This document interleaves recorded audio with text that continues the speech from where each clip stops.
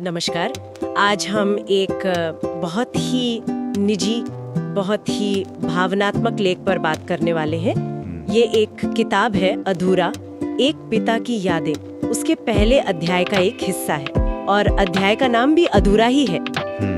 तो इसमें जिक्र है माता पिता का, खासकर पिता के बलिदानों का और उनके जाने के बाद जो एक खालीपन सा रह जाता है मन में, एक अधूरापन, एक अफसोस, उसकी बात की गई है जी। ये वो एहसास है जिन पर शायद हम रोजमर्रा में ज्यादा ध्यान नहीं देते जब तक वो हमें बहुत शिद्दत से महसूस न हो। सही कहा। और आज हमारा मकसद भी यही है कि इन यादों की, इन भावनाओं की तह तक जाएं, समझने की कोशिश करें कि ये जो अनकहे से बलिदान होते हैं ना, और जो आभार हम समय पर नहीं जता पाते, उसका बोझ कैसे रहता है और ये सब मिलकर कैसे उस अधूरेपन को जन्म देता है जिसका जिक्र लेखक ने किया है। तो चलिए फिर लेखक की इन यादों में झांकते हैं और उन गहरे मतलबों को समझने की कोशिश करते हैं। शुरुआत एक बहुत ही आम सी लगने वाली पर गहरी बात से होती है। लेखक कहते हैं, हम अपने अपनों के लिए बहुत कुछ कर जाते हैं, अपनी औकात के हिसाब से। मतलब हम सब अपने लोगों के लिए अपनी क्षमता के हिसाब से करते ही हैं। ये तो हर रिश्ते की सच्चाई है ना? हाँ, बिल्कुल। ये वाक्य एक तरह से क्या कहते हैं, जमीन तैयार करता है, एक यूनिवर्सल सच्चाई है। लेकिन लेखक फौरन ही इसे एक खास दिशा देते हैं, माता पिता की तरफ। अगली ही लाइन है, हर माँ बाप अपने बच्चों के लिए अपनी हर चीज कुर्बान कर देते हैं। अच्छा। तो बात अब अपनों से हटकर सीधे माँ बाप के उस त्याग पर आ गई जिसे हम अक्सर फॉर ग्रांटेड ले लेते हैं शायद। हाँ, और इस त्याग को ना लेखक सिर्फ कहकर नहीं छोड़ते, उसे बहुत ही ठोस उदाहरणों से समझाते हैं। ये मुझे बहुत असरदार लगा। जैसे वो जिक्र करते हैं कि माता पिता खुद शायद फटे या पुराने कपड़े पहन रहे हों। लिखते हैं, जबकि वो खुद फटे हुए कपड़े पहन रहे होते हैं और फिर अपनी याद जोड़ते हैं, हमने कई बार अपने पिताजी को पुराने कपड़े पहनते देखा है। ये सिर्फ एक बयान नहीं है, ये एक तस्वीर है जो आंखों के सामने आ जाती है, पिता की वो छवि पुराने कपड़ों में। बिल्कुल। और ये तस्वीर इसलिए भी जरूरी है क्योंकि दिखाती है कि त्याग कितना खामोश होता है। सही बात। ये कोई ढिंडोरा पीट कर नहीं किया जाता। ये रोजमर्रा की जिंदगी में चुपचाप होता रहता है। छोटी सी बात लगती है पर होती बहुत बड़ी है। और शायद इसीलिए बच्चे उस वक्त या तो देख नहीं पाते या समझ नहीं पाते। वो पुराने कपड़े बस कपड़े नहीं रहते, वो बाद में जाकर एक प्रतीक बन जाते हैं। हाँ, प्यार और जिम्मेदारी के प्रतीक, जिनका एहसास अक्सर काफी बाद में होता है। और दूसरा उदाहरण भी उतना ही मार्मिक है, भोजन का। जी। भले ही खुद भूखे रहें, लेकिन अपने बच्चों को कभी भूखे पेट सोने नहीं देते। ये तो शायद पता नहीं माता पिता के प्यार का एकदम चरम रूप है। हाँ, अपनी जरूरत पीछे रखकर बच्चे की जरूरत पूरी करना। ये दोनों उदाहरण, कपड़े और खाना, ये मिलकर उस बलिदान की एक पूरी तस्वीर बनाते हैं, जो सिर्फ पैसे या बड़ी चीजों का नहीं होता, बल्कि रोज के आराम और जरूरत का भी होता है और अक्सर छुपा हुआ होता है। हाँ, ये छिपा होना बहुत जरूरी बात है। बच्चे अपनी दुनिया में मस्त हैं, उन्हें क्या पता कि उनके नए जूतों के पीछे पिता के वही पुराने जूते हैं, या उनके पेट भरने के पीछे माँ या बाप का खाली पेट है। ये एहसास, जैसा आपने कहा, बहुत बाद में आता है। और यहीं से, इसी बाद में आने वाले एहसास से जुड़ता है अगला हिस्सा, तो शायद इस अंश का दिल है, अफसोस। यहाँ से बात सिर्फ देखने से आगे बढ़कर एक गहरे निजी दर्द की तरफ मुड़ जाती है। लेखक लिखते हैं, तकलीफ तो इस बात की है कि हमें पिताजी का सेवा करने का कभी मौका मिला ही नहीं।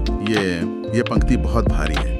इसमें सिर्फ दुख नहीं है, एक कसक है जो रह जाती है। हाँ, एक अधूरापन। और ये सेवा करने का मौका न मिलना, ये बहुत खास बात है। अफसोस इस बात का नहीं कि वक्त नहीं बिताया या कोई झगड़ा हुआ था, अफसोस है सेवा न कर पाने का। सेवा शब्द यहाँ बहुत मायने रखता है ना? हमारे समाज में इसका मतलब सिर्फ देखभाल नहीं है। बिल्कुल नहीं, इसमें आदर है, सम्मान है, कृतज्ञता है और शायद उनके बुढ़ापे में उनका सहारा बनना, वो सब कुछ है। ये एक तरह से वो जो एक कर्ज महसूस होता है ना मन में, उसे चुकाने की इच्छा है। तो क्या ये कह सकते हैं कि ये अफसोस इसलिए और गहरा हो जाता है क्योंकि ये तब महसूस हो रहा है जब कुछ किया नहीं जा सकता? हाँ। लेखक आगे कहते हैं, इसी पहले हम समझ पाते वो तो भगवान के पास चले गए। मतलब जब तक वो समझ आई कि पिता ने क्या क्या किया है और अब उनकी देखभाल करनी है, प्यार जताना है, तब तक वो मौका ही चला गया। यही तो वो देर से समझ आने का दर्द है। अक्सर ऐसा होता है, जब हम छोटे होते हैं या अपनी जिंदगी में उलझे होते हैं, तो हम माता पिता के बलिदानों को पूरी तरह से नहीं देख पाते। नजरअंदाज कर जाते हैं शायद। हाँ, नजरअंदाज कर जाते हैं। फिर जब अपनी उम्र बढ़ती है, अपनी जिम्मेदारियां आती हैं, तब शायद एहसास होता है कि अरे उन्होंने हमारे लिए क्या कुछ नहीं किया। सही। और अगर उस वक्त वो हमारे साथ ना हो तो वो एहसास एक बोझ बन जाता है, एक ऐसा बोझ जिसे आप उतार नहीं सकते।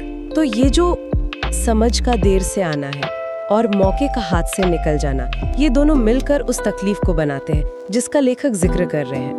बिल्कुल। तो ये सिर्फ पिता के जाने का दुख नहीं है, बल्कि कुछ ना कर पाने का, कुछ अधूरा रह जाने का दुख ज्यादा है। हाँ, और यही शायद हमें उस आखिरी लाइन तक लाता है जो पूरे अंश का निचोड़ है, अधूरी सी रह गई जिंदगी पिता के बिना। ये अधूरापन ये किस तरह का है? सिर्फ उनकी कमी या कुछ और भी है इसमें? मेरे ख्याल से ये अधूरापन कई सतहों वाला है। एक तो जाहिर है उनकी फिजिकल एब्सेंस का दर्द है, उनका सहारा न होना।